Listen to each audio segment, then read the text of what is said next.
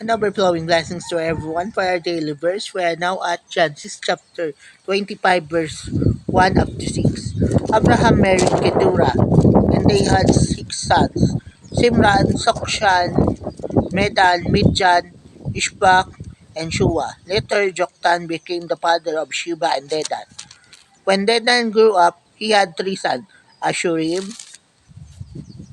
Letushim, and Leumim. Midjan also had 5 sons: Elpa, Eper, Hanok, and Abida, and Eldaa. While Abraham was still alive, he gave gifts to the sons of Agar and Keturah. He also sent their sons to live in the east, far from his son Isaac. And when Abraham died, he left everything to Isaac. So in this passage, it is true that Abraham also had other children to other women.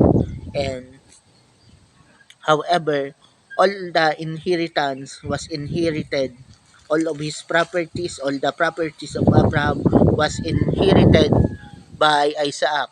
Meanwhile, the other children from other women, they only receive gifts and they live far from Isaac. See, that's how Abraham prepared everything for Isaac. And that's what happened here.